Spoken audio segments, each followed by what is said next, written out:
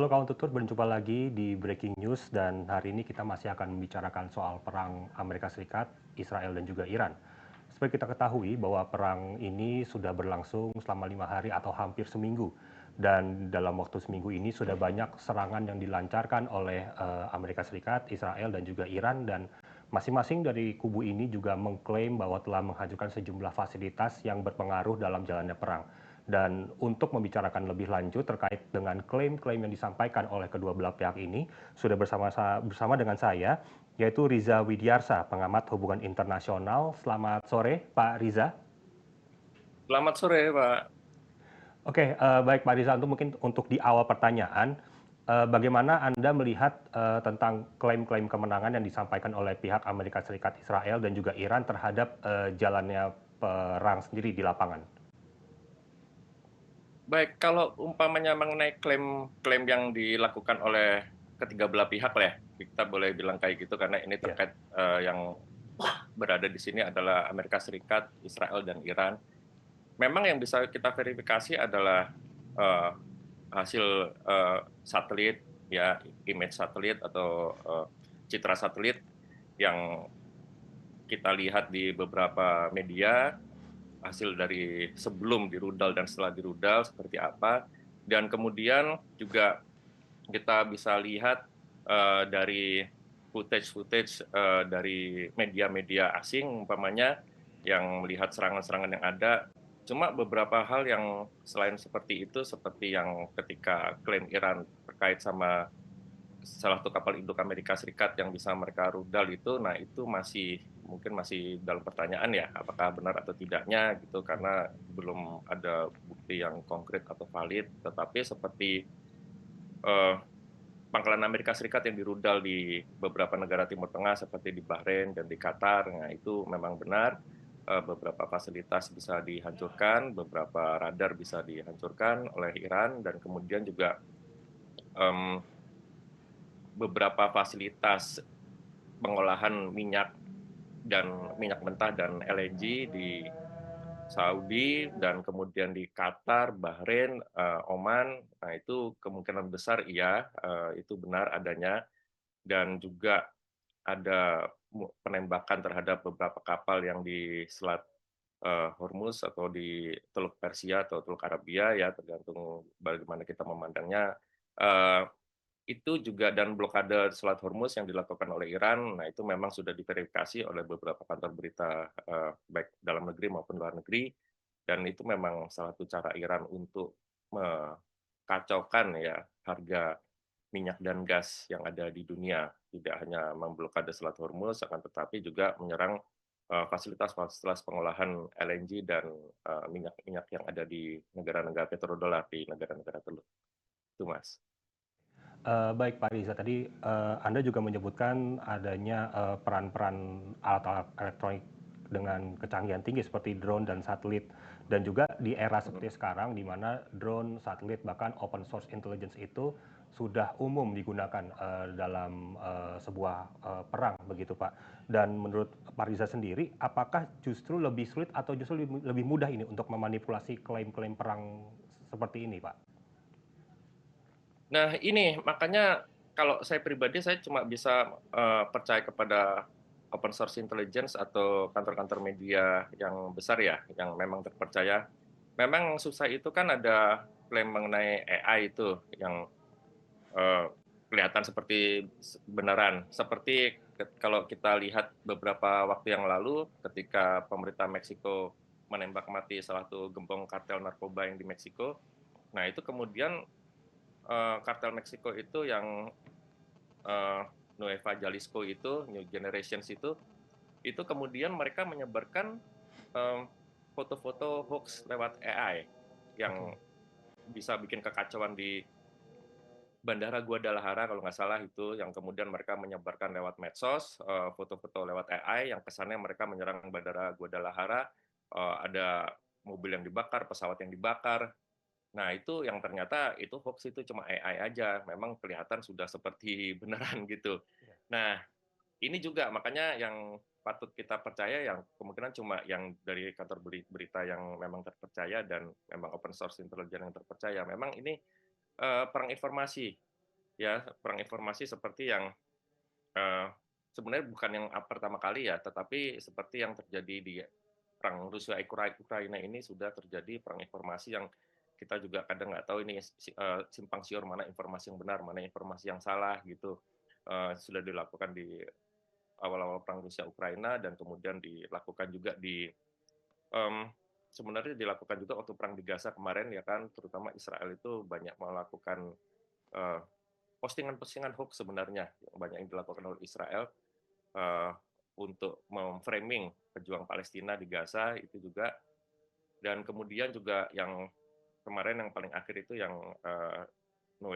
yang Jalisco New Generation itu yang kartel narkoba itu yang tadi sudah saya jelaskan pakai foto AI.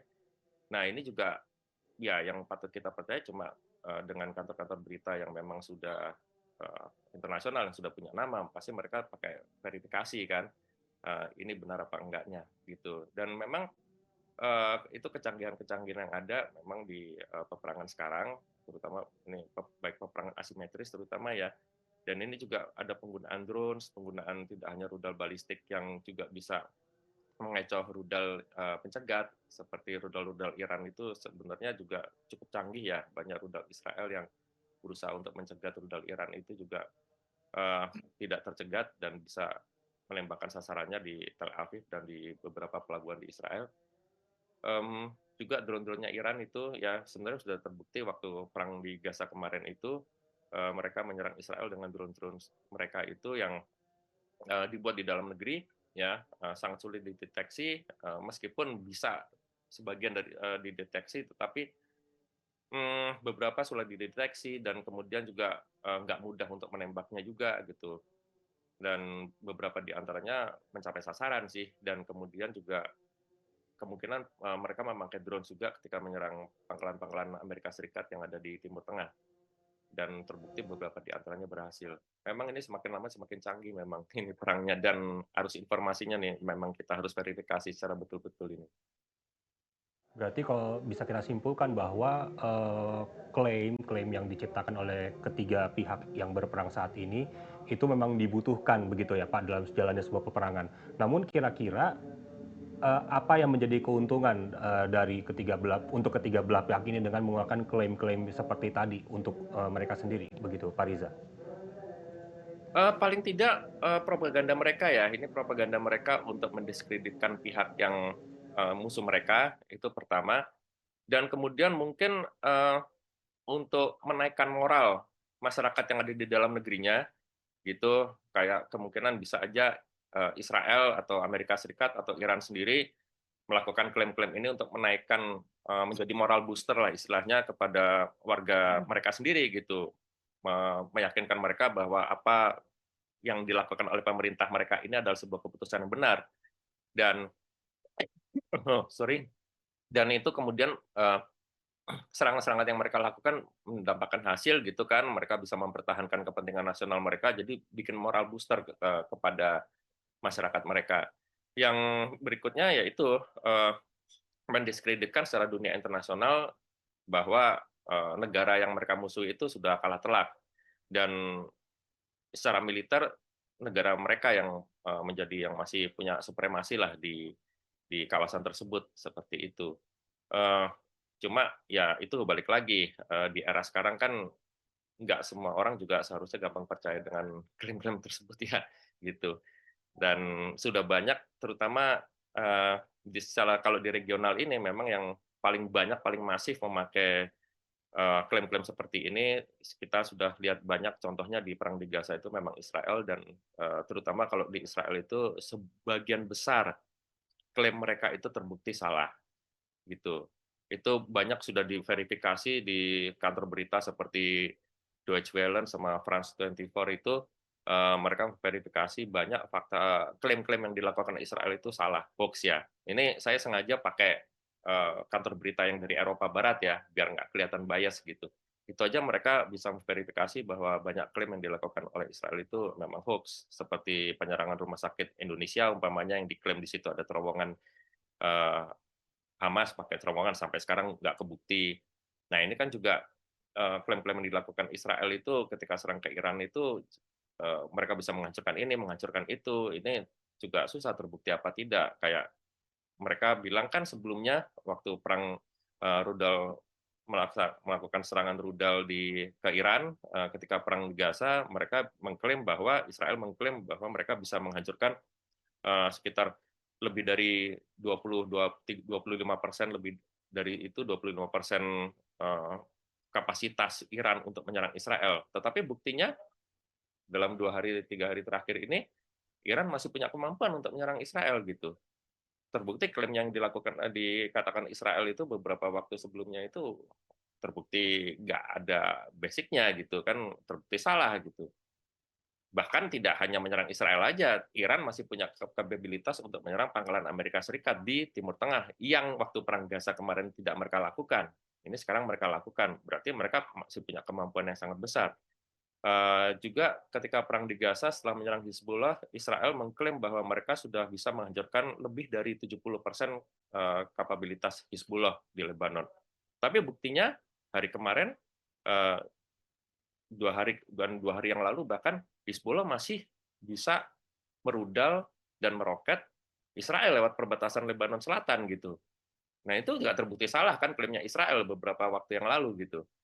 Nah cuma kan itu selalu mereka gembor-gemborkan untuk mendiskreditkan musuh-musuh mereka dan berusaha untuk mengangkat berita-berita yang bahwa Israel ini adalah negara yang alutsistanya paling hebat, paling jumawa secara militer di Timur Tengah. Tetapi buktinya klaim mereka nggak terbukti gitu. Iran masih bisa menunjukkan kapabilitasnya, bahkan menyerang pangkalan Amerika Serikat di negara-negara Teluk, dan Hizbullah juga masih bisa mengirimkan serangan ke Israel lewat Lebanon Selatan gitu. Nah itu yang memang harus kita verifikasi. Nah cuma problemnya kayak di Israel itu kan, Israel itu sengaja memberikan informasinya cuma satu arah kan Mas. Mereka tidak kemudian memberikan ruang untuk wartawan-wartawan luar negeri untuk memverifikasi apakah yang mereka klaim ini benar atau enggak gitu. Kalaupun mereka bawa wartawan-wartawan dari luar, tetapi itu sudah diatur sama mereka gitu. Mungkin di situs-situs tertentu di Tel Aviv atau di tempat-tempat lain yang mungkin sudah terkena rudalnya Iran, ya, cuma untuk kepentingan propaganda mereka pastinya gitu. Seperti itu. Baik, berarti kalau kita bicara soal klaim serangan-serangan yang sudah dilakukan oleh ketiga belah pihak ini, memang terlepas dari benar atau tidaknya klaim-klaim tersebut, memang tujuannya salah satunya adalah untuk meningkatkan moral dari penduduk, dari juga pasukannya. Seperti itu ya Pak Riza ya. Dan Ya. juga kawan tutur, Anda bisa ikut berpartisipasi dalam perbincangan ini dengan meninggalkan komentar di kolom komentar yang ada di channel Tutur TV. Dan Pak Riza, kita akan melanjutkan. Nah, untuk kita bicara klaim kemenangan ini kan sebenarnya cukup berbahaya begitu ya Pak, karena kebetulan kesahihan dari informasi yang diberikan oleh ketiga belah pihak ini bisa dikatakan ada yang benar, ada juga yang tidak benar begitu. Lalu apakah ini bisa menjadi tanda bahwa perang yang saat ini terjadi itu belum menunjukkan tanda bahwa akan selesai begitu Pak? Nah, ini yang juga menjadi pertanyaan banyak orang. Saya sendiri meyakini bahwa perang ini akan terus berlanjut.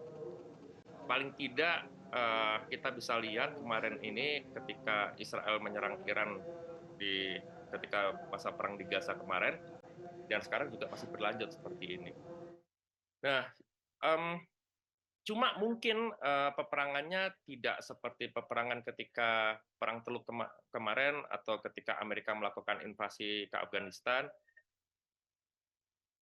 Amerika pasti akan berusaha sangat hati-hati untuk mengirimkan pasukan menyerang Iran lewat darat karena risikonya sangat besar. Dan selama Iran masih punya kapabilitas untuk menyerang Israel dan mempertahankan dirinya dari Amerika Serikat, mereka akan tetap melakukan itu. Nah, yang patut diingat adalah perbedaan Iran dengan Irak ketika Perang Teluk masanya George Bush dan George W. Bush. Ketika Irak diserang sama Amerika Serikat, itu memang warga Irak itu tidak mereka tuh nggak punya gairah sebenarnya untuk mempertahankan negaranya, dan banyak dari mereka itu tidak suka Saddam Hussein. Oleh sebab itu kenapa perang Teluk masanya George Bush itu di awal tahun 90-an itu bisa berjalan dengan begitu cepatnya dengan kekalahan Irak. Nah, kalau Iran ini beda, Mas. Iran ini bukan karena terus pemimpin mereka Ayatollah Khamenei ini meninggal terus selesai, enggak seperti ini. Ini masalah ideologi. Ideologi yang sudah dibangun bertahun-tahun, selama lebih dari 40 tahun dibangun ideologi tersebut, ideologi Republik Islam. Meskipun memang banyak di antara orang Iran yang tidak setuju, akan tetapi masih banyak juga orang Iran yang mendukung ideologi tersebut. Dan orang-orang Iran yang mendukung ideologi tersebut ini akan mempertahankan ideologi tersebut ya habis-habisan, dan juga mereka pasti akan mempertahankan negara mereka mati-matian dari serangan Amerika dan Israel. Jadi perang ini akan terus berlangsung kalau um, salah satu dari pihak tidak menghentikan serangannya. Kalau tiga pihak yang terkait ini, yaitu Iran, Israel, dan Amerika Serikat masih terus menunjukkan kapabilitasnya untuk saling menyerang, saya rasa tidak akan perang ini tidak akan berhenti. Kalaupun ada berhenti, mungkin gencatan senjata aja. Dan ini masih perdamaian yang boleh bilang negatifis lah kalau di teori hubungan internasional ya, yang mana itu perdamaian tetapi masih punya apa untuk eskalasi peperangannya itu masih ada gitu. Jadi cuma ya kalaupun ada perdamaian sementara, kalaupun berhenti itu cuma gencatan senjata. Nah, kalau gencatan senjata itu sebenarnya kan masih konflik, Mas. Belum damai kalau gencatan senjata itu, sama seperti statusnya seperti Korea Selatan dan Korea Utara, itu mereka belum damai, cuma gencatan senjata. Nah, paling yang bisa diusahakan oleh PBB umpamanya gencatan senjata, tapi kan bukan berarti Iran dan Israel dengan Amerika Serikat itu damai, enggak. Cuma gencatan senjata, berantemnya selesai, berhenti dulu, tapi musuhannya masih gitu. Uh, itu yang terjadi. Jadi ini akan sangat lama, dan mungkin juga yang akan ditakutkan juga adalah stabilitas kawasan Timur Tengah yang tentunya akan mempengaruhi minyak dan gas. Seperti yang saya katakan tadi, Iran banyak menargetkan refinery minyak dan refinery untuk LNG, liquid natural gas, dan kemudian menutup Selat Hormuz yang menjadi salah satu jalur tersibuk untuk transportasi minyak dan gas di dunia, ya. Nah, itu juga akan mempengaruhi harga minyak dan gas di dunia. BBM bisa naik nanti beberapa hari ke depan kalau ini tidak segera diatasi. Dan tentunya itu akan mempengaruhi perekonomian dunia seperti itu. Nah, belum lagi geopolitik di kawasan. Iran sudah menyerang basis-basis militer Amerika Serikat di negara-negara Teluk, dan itu pasti mempengaruhi keamanan negara-negara Teluk juga. Pasti akan ada reaksi dari Bahrain, Qatar, Uni Emirat Arab, Saudi, Kuwait, ya, yang sudah pangkalan-pangkalan Amerikanya diserang, dan mereka pasti akan meminta penjelasan terhadap Amerika Serikat, dan pasti mereka akan meningkatkan pertahanannya untuk menghadapi Iran. Karena di situ terbukti bahwa pertahanan udaranya mereka itu bisa ditembus oleh Iran. Seperti itu. Dan kemudian berikutnya untuk perundingan, ya,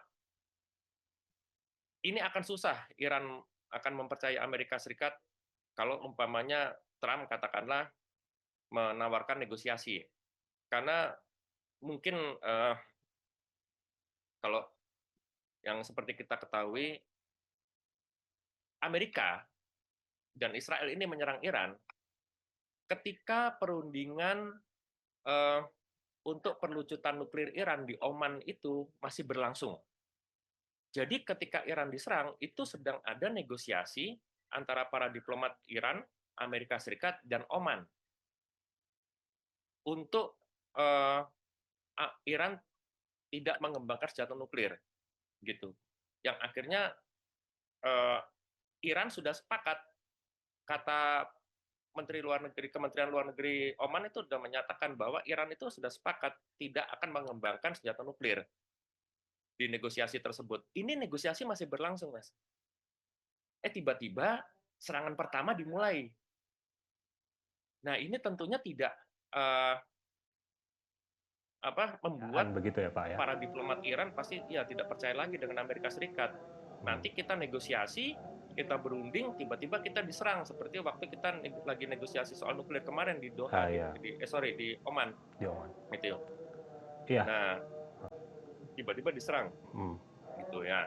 Ini yang mereka tentunya tidak akan percaya lagi dengan Amerika Serikat ketika mereka mengajukan opsi untuk negosiasi. Jadi ini Oke. kemungkinan akan berlangsung lama perang. Oke, baik. Berarti memang dengan permainan klaim seperti ini justru bisa menambah durasi perang itu jadi semakin lama begitu Pak Riza ya. Dan juga Pak Riza, Ya. ini ada beberapa penonton ini yang sudah bertanya begitu. Ini ada satu pertanyaan, Pak Riza, mana lebih jujur, Israel atau Iran soal perang adu klaim menang, Pak Riza?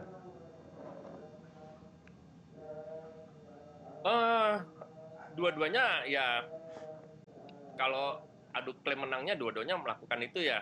Adu klaim menang ya, Israel mengklaim mereka bisa menghancurkan fasilitas alutsistanya Iran, Iran bisa juga mengklaim hal yang sama.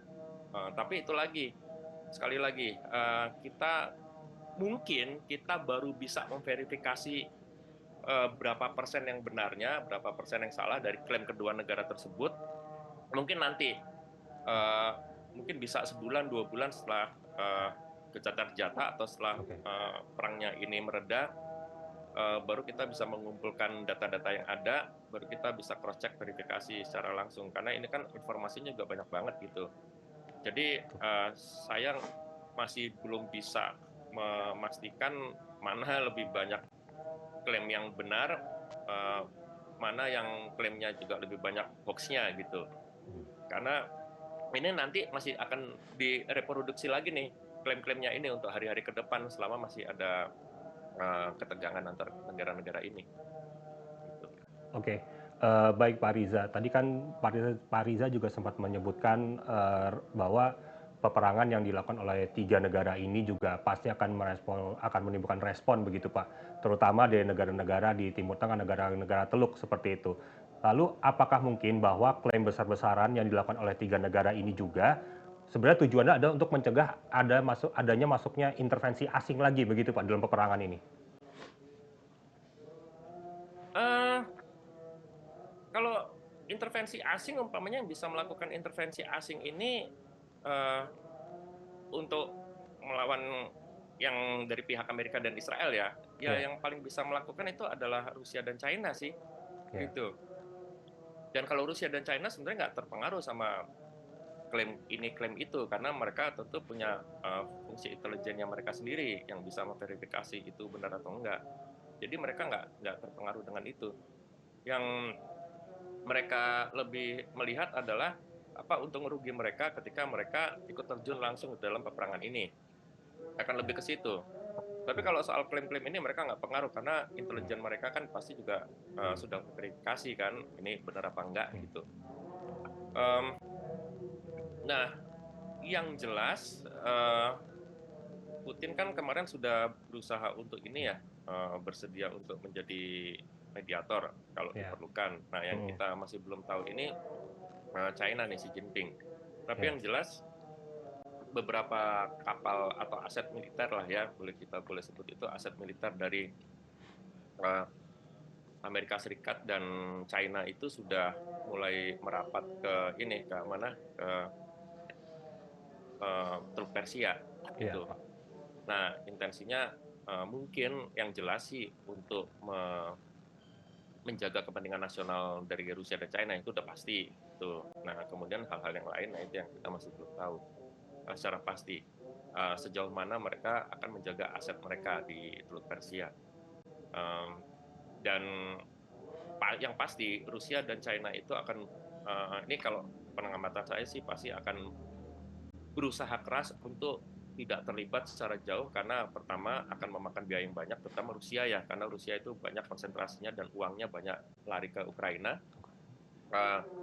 Tetapi kalau mereka mereka juga melihat bahwa jangan sampai eskalasinya itu tambah tinggi dan kemudian malah berujung kepada Perang Dunia Ketiga, karena itu akan merugikan semuanya, terutama semua rencana-rencana China umpamanya untuk Belt and Road inisiatifnya dia pasti akan kacau kalau umpamanya perang terjadi, dan itu akan merugikan China. Nah, kalau saya rasa sih Rusia dan China akan lebih condong menjadi mediator daripada mereka ikut terlibat langsung ke dalam peperangan. Itu sih kalau saya. Iya, baik Pak Riza, berarti dapat dikatakan bahwa perang klaim yang dilakukan oleh tiga negara ini tidak begitu berpengaruh ke pihak-pihak yang sebenarnya bisa kalau mereka ingin bergabung dalam perang ini, tapi kelihatannya tidak mempengaruhi mereka, begitu ya Pak. Lalu juga apakah mungkin Pak dengan dilakukannya saling klaim seperti ini justru bisa membuka jalur diplomasi lewat jalur belakang begitu Pak, atau back channel diplomation begitu Pak? Nah, bisa aja sih ada klaim-klaim di depan, tapi permainan di belakang berusaha untuk melakukan negosiasi. Nah, tapi itu Mas yang jadi problem. Yang tadi saya katakan, Iran tidak akan percaya lagi dengan Amerika Serikat ketika Amerika Serikat mengajak untuk melakukan negosiasi. Kenapa? Karena itu lagi, serangan ini dilakukan ketika eh, negosiasi tentang nuklir Iran ini masih berlanjut di Oman, gitu, di Muscat di Oman. Nah, ini yang menjadi problem, masih berlangsung negosiasi soal nuklir, bahwa Iran itu akan mereduksi kapabilitas nuklirnya cuma hanya untuk energi listrik ya, mereka tidak mengembangkan senjata nuklir, itu sudah kata Kementerian Luar Negerinya Oman sudah disepakati itu, paling tidak sudah menuju ke sana gitu. Nah, itu perundingannya antara Iran, Oman dan Amerika Serikat. Jadi Oman yang memediasi gitu. Karena eh, kan musuhan nih Amerika Serikat dan apa Iran. Kalau di dunia diplomatik itu ketika kedua negara yang tidak mempunyai hubungan diplomatik harus negosiasi, biasanya itu dimediasi dengan negara ketiga. Nah, ini Oman yang memediasi, dan Oman itu memang dikenal sebagai mediator di Timur Tengah gitu. Nah, itu dimediasi, jadi diplomatnya Oman ngomong ke diplomat Amerika Serikat, Iran tuh pengennya gini-gini, ntar diplomat Amerika ngomong ke diplomat Oman, nanti diplomat Omannya menyampaikan ke diplomat Irannya gitu, meskipun mereka berada di satu gedung gitu. Nah, perundingan itu masih berlangsung, Mas. Perundingan itu masih berlangsung, tiba-tiba diserang kayak gini, dengan Trump mengatakan Iran itu punya rencana untuk menyerang Amerika Serikat dan Israel. Lah, gimana ceritanya orang masih berlangsung gitu? Nah, nanti nih kalau umpamanya ada back channel, terus Amerika Serikat ngajak, oke lah Iran, kita coba berunding. Kira-kira percaya nggak para diplomat Iran? Kan mereka tinggal bilang, ya ntar Kepercayaan begitu ya kita Pak? lagi, ya kita lagi, ntar kayak kemarin kita lagi ngomong di Doha, kita lagi negosiasi, sorry, Hmm, kok di Doha, di Oman, kita di lagi Oman. berbicara di Oman, ya terus diserang. Nah, ini nanti kita lagi berbicara lagi negosiasi, Anda nyerang kami lagi gitu. Ya, Kan ya. jadi kayak gitu.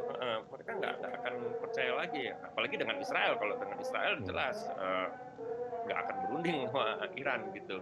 Itu bisa merusak reputasinya dia kalau dia secara internasional kalau mau berunding dengan Israel. Karena eh, Iran selama ini kan menjadi negara yang jauh lebih vokal untuk eh, bermusuhan dengan Israel ya. Bahkan intensitas musuhan sama Israelnya sampai ke serang menyerang seperti ini, dan ya. uh, terus terang aja untuk intensitasnya dan untuk Hmm. keberaniannya jauh lebih berani dan punya kapabilitas daripada negara-negara Arab sendiri gitu, uh, untuk berurusan dengan Israelnya. Nah, itu tentu akan merusak uh, citranya dia di dunia internasional kalau ketahuan berunding dengan Israel.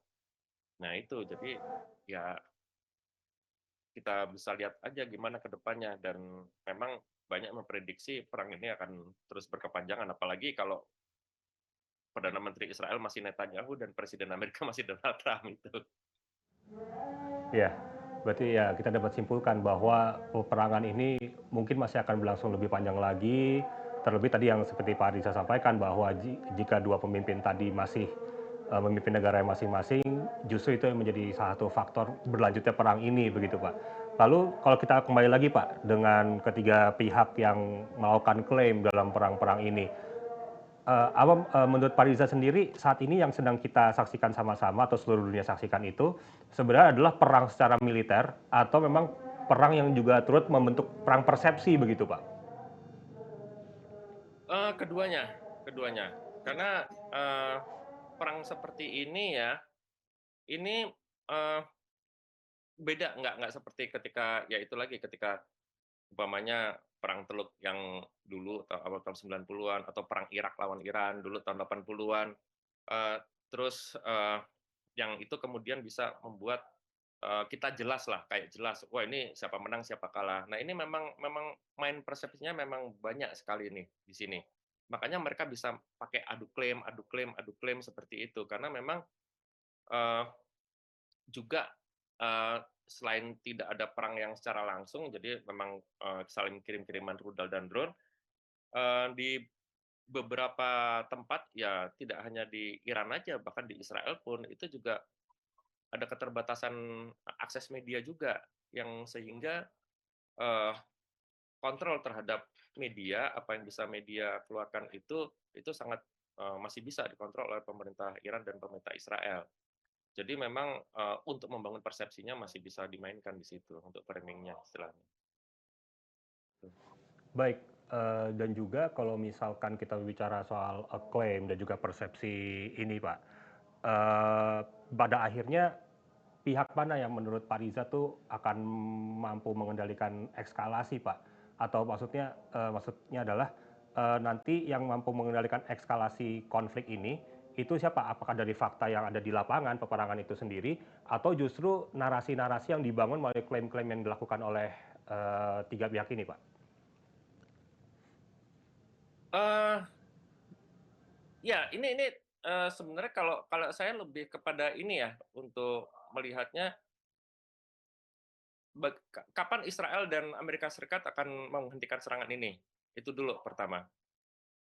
Nah, yang berikutnya adalah, eee, kalau narasi yang dibangun oleh ketiga negara ini, tentunya itu tergantung dari audiens yang mereka, eee, ini kan ya, yang mereka expose dengan narasi-narasi tersebut.